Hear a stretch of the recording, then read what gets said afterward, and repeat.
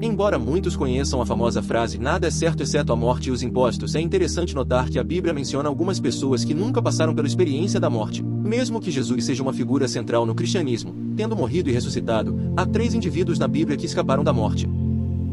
O primeiro homem é Enoque, uma figura fascinante na narrativa bíblica, descrito como alguém que não experimentou a morte, um destino comum a todos os seres humanos. Enoque, filho de Jared, pertencia à linhagem de Sete, o terceiro filho de Adão e Eva, e não dos mais conhecidos Caim ou Abel. Esta linhagem é significativa porque, através dela, vieram muitas figuras notáveis da Bíblia, incluindo Noé, de quem Enoque era bisavô. Enoque viveu durante uma época antes de Deus estabelecer o limite de 120 anos para a vida humana. Ele tornou-se pai aos 65 anos, uma idade bastante jovem comparada à expectativa de vida da época, e viveu até os 365 anos.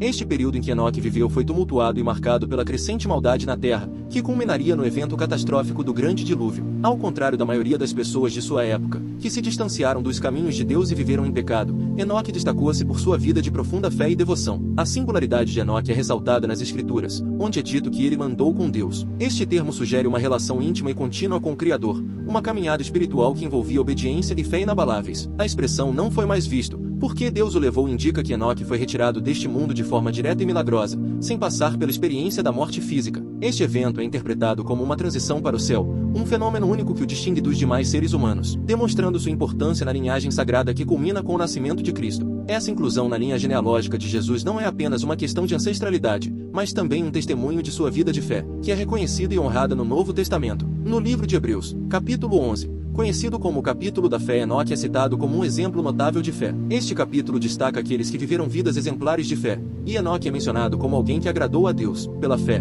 Enoque foi trasladado para não ver a morte, e não foi achado, porque Deus o trasladara, visto como antes da sua trasladação alcançou o testemunho de que agradara a Deus. Esta passagem enfatiza que a fé de Enoque foi tão poderosa e satisfatória para Deus que ele foi poupado da morte, recebendo um lugar especial no plano divino. A história de Enoque é um testemunho inspirador de uma vida vivida em estreita comunhão com Deus. Sua narrativa sugere que uma fé verdadeira e uma vida de obediência a Deus podem transcender até mesmo as leis naturais, como a mortalidade. Enoque se tornou um símbolo de esperança e uma figura exemplar de fidelidade inabalável, oferecendo um vislumbre de um destino possível para aqueles que caminham com Deus de maneira sincera e devota. Antes de conhecermos o segundo homem, é muito importante você deixar o seu like e se inscrever no canal, para nos apoiar a enviar a palavra de Deus para cada vez mais pessoas todos os dias. Elias é o segundo personagem bíblico a ser levado ao céu sem experimentar a morte. Naquele momento, Elias estava com seu discípulo e sucessor, Eliseu, com quem conversava, quando um fenômeno extraordinário aconteceu.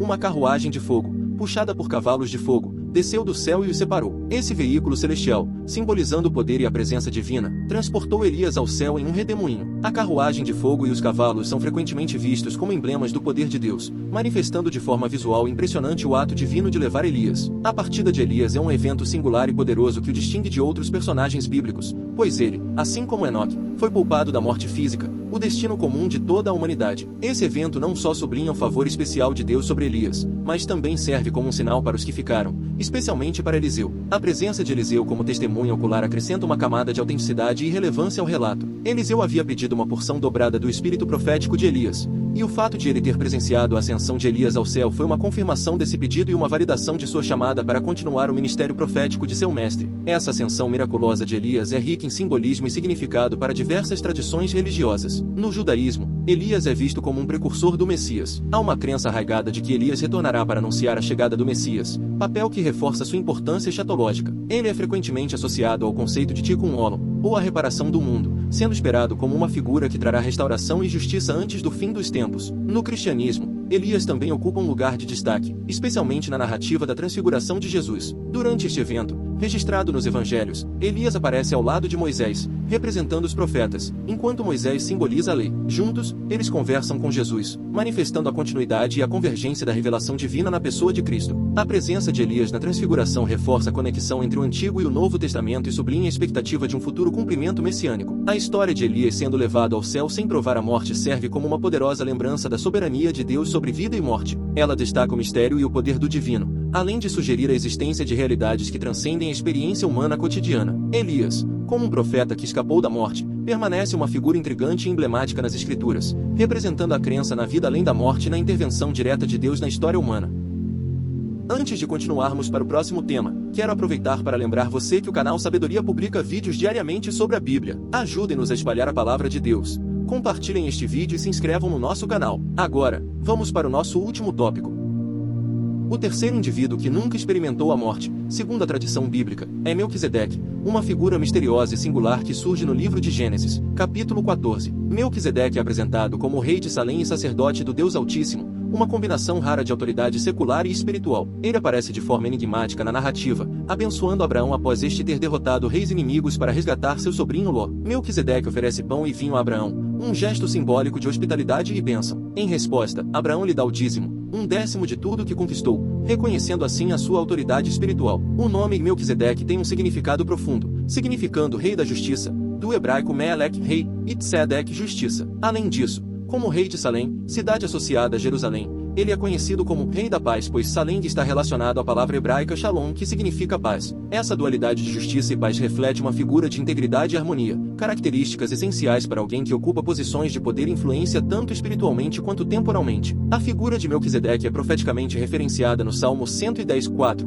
onde é dito que o Messias será sacerdote para sempre, segundo a ordem de Melquisedeque. Essa profecia é aplicada a Jesus Cristo no livro de Hebreus, especialmente nos capítulos 5 e 7, onde se destaca que Jesus é um sacerdote eterno, não conforme a ordem levítica, mas segundo a ordem de Melquisedeque. Esse tipo de sacerdócio transcende as limitações de linhagem e hereditariedade que caracterizavam o sacerdócio levítico. O mistério em torno de Melquisedeque é ainda mais aprofundado em Hebreus e afirma que ele não tem pai, nem mãe, nem genealogia e que não tem início de dias nem fim de vida. Essa descrição sugere uma existência eterna e sem origem humana conhecida, o que tem gerado diversas interpretações teológicas. Algumas correntes veem Melquisedeque como uma prefiguração de Cristo, um tipo simbólico que antecipa a natureza sacerdotal eterna de Jesus. Outros interpretam essa ausência de genealogia como uma maneira de destacar a natureza transcendente do sacerdócio de Cristo, que não está limitado a uma linhagem específica ou a restrições temporais. Melquisedeque, ao contrário dos sacerdotes levíticos, representa uma ordem sacerdotal estabelecida por um chamado divino direto, e não por herança. Isso enfatiza a universalidade e eternidade do sacerdócio de Cristo, que se estende além das barreiras étnicas e temporais. A conexão entre Melquisedeque e Jesus é de suma importância no cristianismo, pois reforça a ideia de que o ministério de Jesus é superior e universal,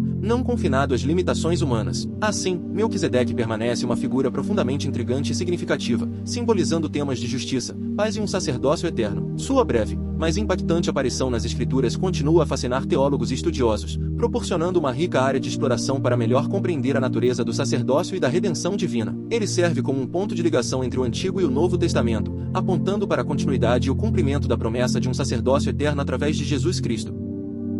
Independente das diferentes interpretações teológicas e das complexidades das figuras bíblicas, o aspecto mais fundamental da nossa fé é a centralidade de Jesus Cristo como nosso Salvador. Jesus, o Filho de Deus, desempenha um papel crucial em nossa redenção. Ele não apenas ofereceu um sacrifício perfeito por nossos pecados, mas também realizou uma obra de salvação que transcende qualquer entendimento humano. Sua morte na cruz e ressurreição garantem a promessa de perdão e reconciliação com Deus, algo que nenhuma interpretação ou debate pode mudar. Através de sua morte sacrificial, Jesus pagou o preço final pelos nossos pecados, removendo a barreira que nos separava de Deus. Esse sacrifício é a base da nossa fé e da nossa esperança. Sem essa obra redentora, nossas tentativas de entendimento e prática religiosa seriam em vão, pois estaríamos ainda separados de Deus pela culpa do pecado. Além disso, a presença contínua de Jesus em nossas vidas é uma fonte constante de orientação e proteção. Ele nos guia diariamente através do Espírito Santo, nos oferecendo sabedoria, conforto e força. Sua proteção nos assegura que, mesmo diante das adversidades e desafios, não estamos sozinhos. Jesus é nosso refúgio e fortaleza, um amigo que nunca nos abandona e uma fonte de paz que excede todo entendimento. Reconhecer essa verdade fundamental é essencial para viver uma vida de fé genuína. É a certeza de que temos um Salvador que nos ama incondicionalmente e que está sempre presente para nos apoiar e orientar. Essa certeza não depende de compreendermos todos os mistérios e detalhes da Escritura, mas de confiarmos na promessa de que, através de Jesus, temos a garantia de uma relação restaurada com Deus e a esperança de uma vida eterna. Obrigado a todos que assistiram até o final. Se ainda não se inscreveram, junte-se a nós. Que Deus abençoe ricamente cada um de vocês. Obrigado por fazerem parte desta jornada de fé e crescimento.